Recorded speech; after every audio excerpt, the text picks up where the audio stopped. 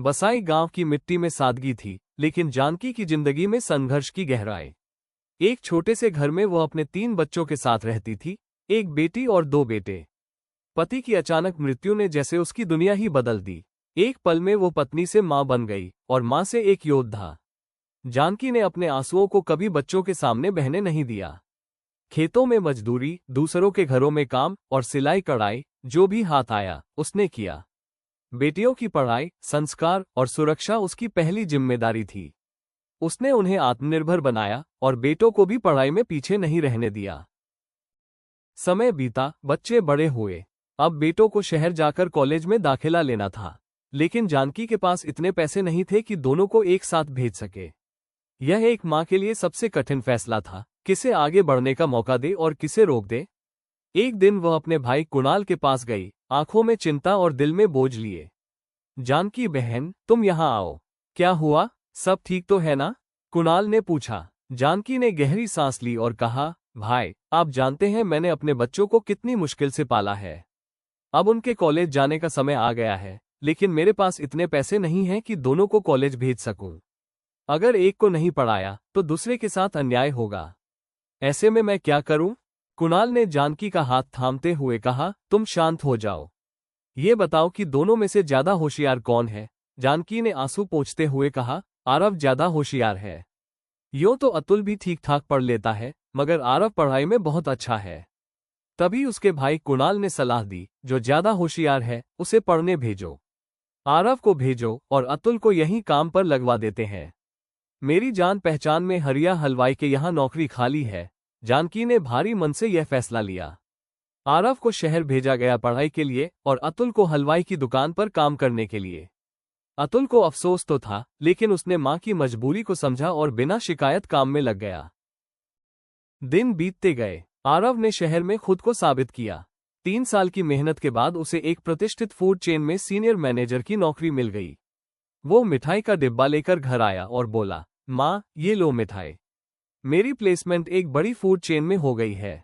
अब हम सब शहर में रहेंगे। ऋतु, उसकी छोटी बहन, उत्साह से बोली, भैया, जब कोई आदमी अलग अलग शहरों में होटल्स खोलता है तो उसे फूड चेन कहते हैं ना?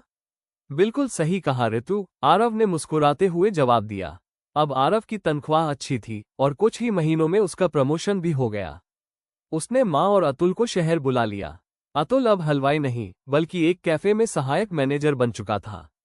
जानकी की आंखों में गर्व था और दिल में संतोष। एक दिन आरव ने कहा, माँ, कल मेरे ऑफिस के लोग डिनर पर आ रहे हैं। मैंने उन्हें बताया कि मैं अपने पूरे परिवार को यहाँ ले आया हूँ।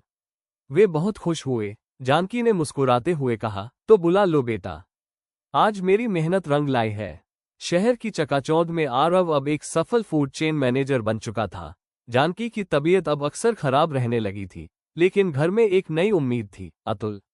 एक दिन आरव ने उत्साह से कहा, अतुल, कल मेरे बॉस घर आ रहे हैं डिनर पर। ये एक बड़ा मौका है। अगर सब ठीक रहा तो मुझे डबल प्रमोशन मिल सकता है। जानकी चिंतित हो उठी, बेटा, मैं तो बीमार रहती हूँ। खाना कौन बनाएगा?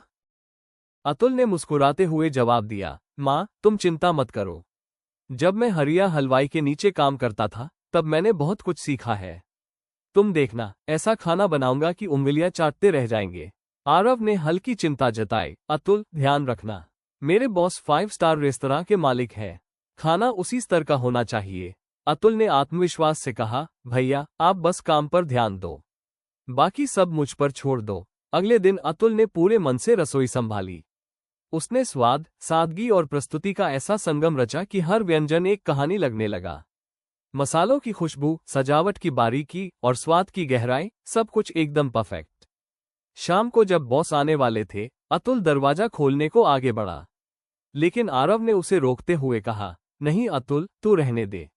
बॉस क्या सोचेंगे कि मेरे भाई ने कैसे कपड़े पहने हैं। मैं खुद दरवाजा खोलता हूँ। और सुन, तू अंदर ही रहना, ज्यादा बाहर निकलने की जरूरत नहीं है। ये शब्द अतुल के दिल को चीर गए। उसने कुछ नहीं कहा, बस चुपचाप जाकर डाइनिंग टेबल सजाने लगा। उसकी आंखों में उदासी थी, लेकिन हाथों में अब भी वही लगन थी। अतुल ने पूरे मन से टेबल सजाई, एक साइड में कांटे चम्मच, दूसरी तरफ नैपकिन, बीच में फूलों की सजावट और टिश्यू पेपर की तह तक एकदम परफेक्ट। टेबल क्लॉथ की सिलवटें तक सीधी थीं। हर चीज में एक पेशेवर रेस्तोरां जैसी बारीकी थी।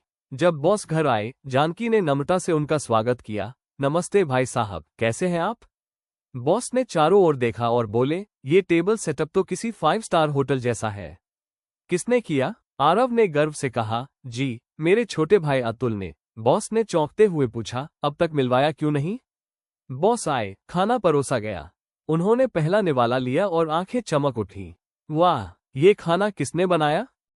आरव थोड़ा झिझकते हुए बोले, मेरे छोटे भाई ने। बॉस मुस्कुराए, तो फिर उसे बुलाओ, मैं उससे मिलना चाहता हूँ। आरव ने दरवाजे की ओर देखा और कहा, अतुल, बाहर आओ। बॉस तुमसे मिलना चाहते हैं। अतुल थोड़ा हिचकिचाते हुए बाहर आया। उसके कपड़े साधारण थे, लेकिन आंखों में चमक थी। बॉस ने उसका हाथ थामा और कहा। बॉस ने मुस्कुराते हुए पूछा, बहुत अच्छा खाना बनाया है? कहीं से कोर्स किया है? आरव ने सहजता से कहा, नहीं सर, ये तो हमारे गांव में एक छोटे हलवाई के यहाँ काम करता था, वहीं से थोड़ा बहुत सीख लिया। तुम्हारे हाथों में जादू है। मैं चाहता हूं कि तुम हमारे रेस्तरां की किचन टीम लीड करो। जानकी की आंखों में आंसू थे, लेकिन वो आंसू गर्व के थे। आरव ने अतुल को गले लगाया और कहा, माफ कर देना भाई। आज समझ आया कि असली प्रतिभा दिखावे की मोहताज नहीं होती। लेकिन बॉस की नजरें अतुल की प्रतिभा पर थीं, उसके कपड़ों पर नहीं।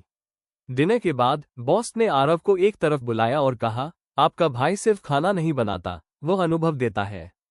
टेबल सेटअप, स्वाद, प्रस्तुति, सब कुछ बेहतरीन था। अगर आप बुरा न माने तो मैं अतुल को अपनी होटल चेन में बतौर क्रिएटिव कुलिनरी कंसल्टेंट लेना चाहता हूं।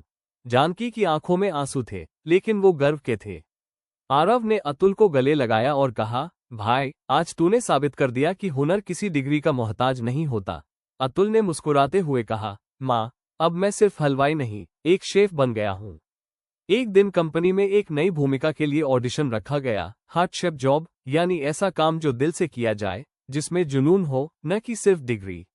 आरव के बॉस ने सुझाव दिया कि अतुल को भी एक डिश बनाकर लाने दिया जाए। अतुल, तुम ऑफिस आ जाना और वहीं एक डिश बनाकर सबको खिला देना, उन्होंने कहा। अतुल तो खुशी से फूला नहीं समाया। उसने अपनी खास डिश बनाई, दाल बाटी चूरमा विद इटालियन ट्विस्ट।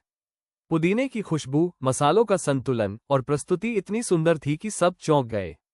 वाह, बहुत बढ़िया ऑडिशन। इसमें जो पुदीने का फ्लेवर है वो कमाल है, विजय सर बोले। लेकिन तभी एक अजीब मोड़ आया। सोमेश्वर, कंपनी का एक कर्मचारी, चुपचाप अतुल के पास आया और बोला, अतुल, मैं तुम्हारी डिश में नमक मिर्ची बिगाड़ने वाला था। आरव ने मुझसे कहा था कि तुम्हें ये नौकरी ना मिले। अतुल स्तब्ध रह गया। क्या भैया ने ऐसा क्यों किया? उसी समय जानकी माँ ने फोन पर यह बात सुन ली और तुरंत आरव को टोक दिया। आरव, तूने ये क्या किया? तू अपने भाई से जलने लगा है। आरव की आंखें भर आईं। माँ, मैं नहीं चाहता था कि अतुल भी मेरी तरह पैसा और लाइफस्टाइल पाए। मैं चाहता था कि वो मेरे पीछे रहे। लेकिन बॉस ने सब सुन लिया। आरव, तुम्हारा भाई दिल का साफ है। उसने सिर्फ अपने हुनर से सबका दिल जीता है। उसे नौकरी से निकालना तो दूर, मैं उसे हमारी कंपनी का क्रिएटिव कुलिनरी लीड बनाना चाहता हूँ। आरव ने शर्मिंदा होकर अतुल से माफी मांगी। भाई, मुझे माफ कर दे। मैं तुझसे डर गया था, लेकिन अब समझ आया कि तू मेरी ताकत है, न कि खतरा। अतुल ने मुस्कुराते हुए कहा, भैया, हम दोनों एक ही माँ की संतान है। तू आगे बढ़ा, अब मेरी बारी है। लेकिन हम साथ साथ ही चमकेंगे। ये कहानी आपको कैसे लगी कमेंट में जरूर लिखना। अगर आपको ये कहानी पसंद आई हो तो लिखें, शेयर एंड सब्सक्राइब जरूर करें।